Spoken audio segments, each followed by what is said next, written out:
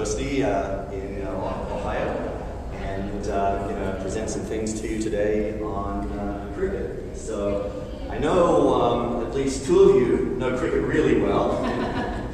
I'm Australian, so I grew up playing the game as a youngster. These two guys over here from England, and they did the same thing. So we've got a few folks here that have some knowledge of cricket. But what I'd like to do is just give you the basic concepts today of the game, the basic rules, how you can adapt it for kids of different ages. Some little lead-up games that you could use depending on the space requirements you have. Some of the tactical strategies that are similar between this game and some of the fielding games, striking games that you might play as well, and some of the transfer opportunities between those different sports. So going to get you up and get you moving a little bit, and it's kind of lead you into the game with some smaller games. So if I could get to start with, probably three of you up. So we don't have a lot of space here. So if we were doing this with our kids at school and such, I would have a number of these little games set up to start them out with when we were first introducing cricket. So I need someone to grab the bat there, and someone to stand behind the three poles, Okay. and someone to stand about right here. And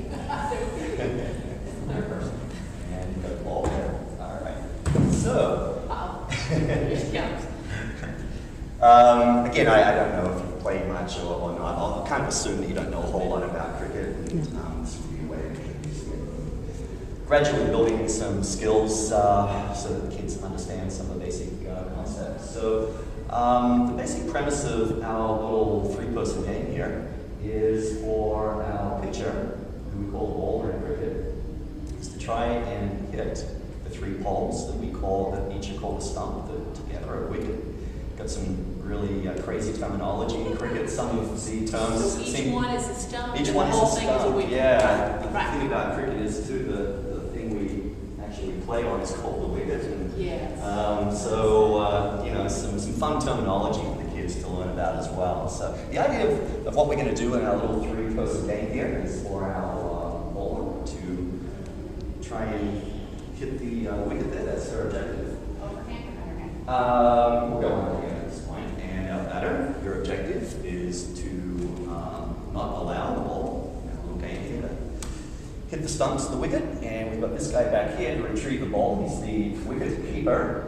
And mainly to not let the ball go through the open door there. Right. Okay. So that's our game right now. And so it's an underhand, a hit, retrieve when needed, and I'll also be retrieving out here. So you don't have to do anything apart from that.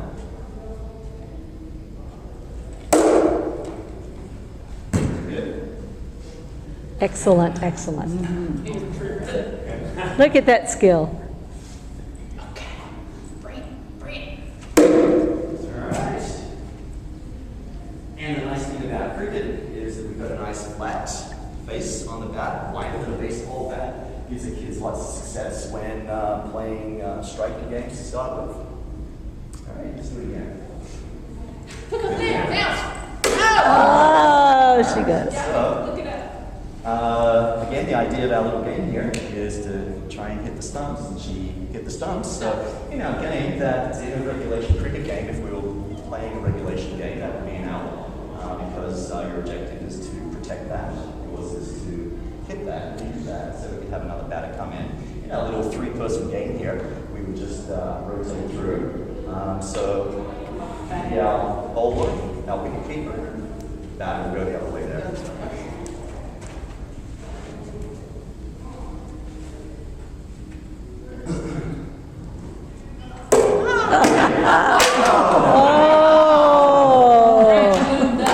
And so the question is, that you're going to get from the kids, because they're going to do that, right?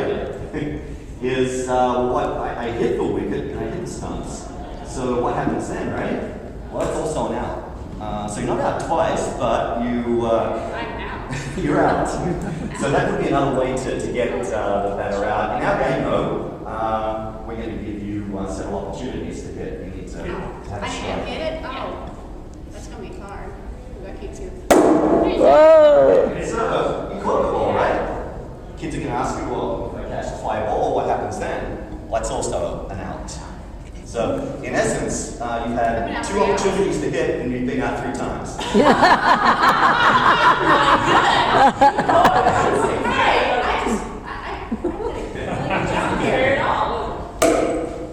And what happens if she catches it? Because I almost did another Have a one. good learning opportunity there. So the ball came off the edge of the bat, flew into the air.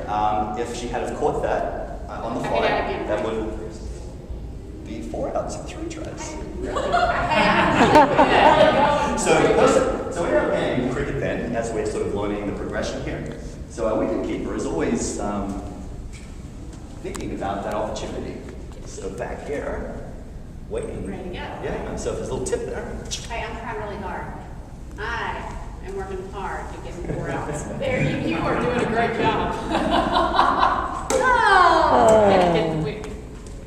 Okay, so that's a little game, you know, you just get the kids started with in basically learning a few little concepts there. And so, you know, as that's played, there'll be questions that would come up, like you were answering there.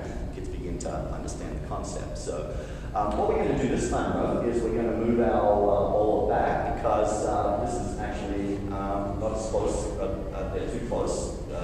In normal game of cricket, they're going to pitch them further back. And in our next game, we have 2 wickets. We have 1% and 1%. And so another rule of the game concept is that the pitcher pitches from the side of one of the wickets. So in What if essence, I hit that wicket? Do I get out back? Or? if as we develop the game a little bit further, there's going to be a batter down at this end, and if you